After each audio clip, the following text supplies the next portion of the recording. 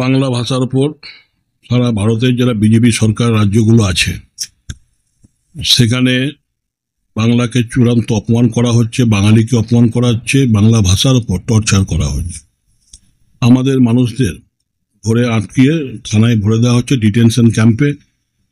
অনেক মানুষকে সেখান থেকে সরাসরি বিএসএফ এর হাতে তুলে দিয়ে বাংলাদেশে পাঠানো হচ্ছে, পুশব্যাক করা হচ্ছে। তার বিরুদ্ধে যে আন্দোলন আমরা নেমে গেছি, মাননীয় মুখ্যমন্ত্রী 21 তারিখে ঘোষণা করেছিলেন এবং 28 তারিখে বোলপুরে পদযাত্রার মাধ্যমে তিনি আন্দোলন শুরু করে দিয়েছেন এবং প্রতি শনি রবিবার আমরা সেটাকে আমরা সেই আন্দোলন করব। সারা প্রতিটি ব্লকে ব্লকে, দরকার হলে বুথে বুথে আমরা আন্দোলন ছড়িয়ে দেব। এবং আমাদের বীরভূম জেলার অনেক মানুষ তারা আটকে আছে ডিটেনশন ক্যাম্পে, এবং শুধু মুসলমান নয়, হিন্দু মানুষও গুরগাঁও জেলায় আটকে রেখেছে তাদের। আমাদের মল্লারপুরের একটা ছেলেকে যে তাকেও আটকে রেখেছে। তো এই যে নোংরামি, চূড়ান্ত অপমান, এর বিরুদ্ধে মাননীয় মুখ্যমন্ত্রী গর্জে উঠেছেন, আমরাও গর্জে উঠেছি। এবং আমাদের সৌভাগ্য যে মমতা ব্যানার্জির মতন এক নেত্রীকে আমরা সেনাপতি হিসাবে পেয়েছি, এবং তিনি যে যুদ্ধ শুরু করেছেন আমরাও তার সাথী হয়ে সেদিন পদযাত্রায় অংশ নিয়েছি। এবং ভবিষ্যতেও প্রতি শনি রবিবার আমাদের জেলায় আমাদের ঘোষণা করে দেওয়া হয়েছে, এবং সেটা প্রতি জেলায় প্রতিটি ব্লকে প্রতি শনি রবিবার আন্দোলন চলবে। এবং তারা তো প্রতি নাটক করে, বাংলার মানুষরা ধরে ফেলেছে। আপনারা দেখতে পাচ্ছেন রেজাল্টে, এবং 26শে ইলেকশনে বাংলার মানুষ বুঝিয়ে দেবে বিজেপিকে শূন্য করে। তিনি এতদিন জয় শ্রীরাম ছিল, সেখান থেকে মা কালী তারা বুঝেছেন যে দুর্গা পুজো বাংলার সবচেয়ে বড় উৎসব, তাই সেই উৎসবে অংশ নেবার জন্য তিনি মা দুর্গা, মা কালীর নাম করেছেন।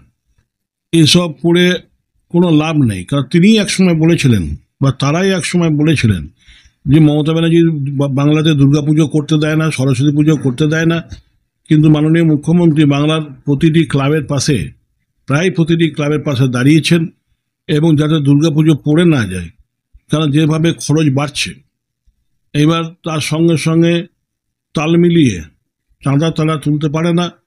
তাই তাদের কোনো ঝামেলা না হয়, সরকার তাদের পাশে দাঁড়িয়ে 50 থেকে 60 থেকে 70 পর্যন্ত দিয়েছেন। এই বছর যেটা ঘোষণা উনি করেছেন যে 1 লাখ টাকা করে প্রতিটি ক্লাবকে দেবে, সেই ক্লাবের মাধ্যমে আমরা আশা রাখি এই সামনের বছর যে পুজো আসছে, আর 1.5-2 মাস পর পুজো, সেই পুজো আমরা ধুমধাম করে উৎসব পালন করতে পারবো, এবং সর্বধর্মের মানুষ এই পুজোতে অংশ নেয়।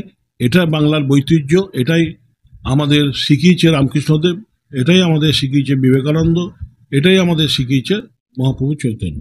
এর পর্যায় সমিতিতে উনি একটা তো বোর্ড করেছেন, সেই বোর্ডের চেয়ারম্যান যাকে করেছে সামিউল ইসলাম, সে আমার জেলার ছেলে, এবং সে তো প্রচণ্ড পরিশ্রম করছে এই মানুষগুলোকে নিয়ে আসার জন্য।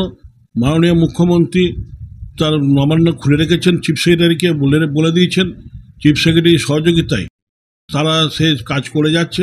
মাঝে মাঝে মাননীয় মুখ্যমন্ত্রী নিজে হস্তক্ষেপ করছেন, কারণ ওনার একটাই কথা যে বাংলার কোনো মানুষ, বাঙালি হোক বা বাংলাভাষী হোক, তাদের যেন কোনো বাইরে গিয়ে অসুবিধা না হয়, যে তোমরা ভাই ফিরে এসো, আর বাইরে কাজ করতে হবে না, সরকার তোমাদের পাশে আছে, তোমাদের ব্যবস্থা সরকার করবে।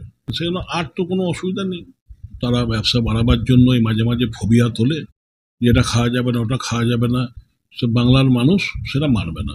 আমরা মৎস্যজীবী মানুষ, বাংলার ম্যাক্সিমাম মানুষ যারা বাঙালি মাছ খায়, তাই এই খাদ্যাভ্যাসে হাত দেওয়া, কি পড়বে সেটাতে হাত দেওয়া, এটা বাংলার মানুষ মানবে।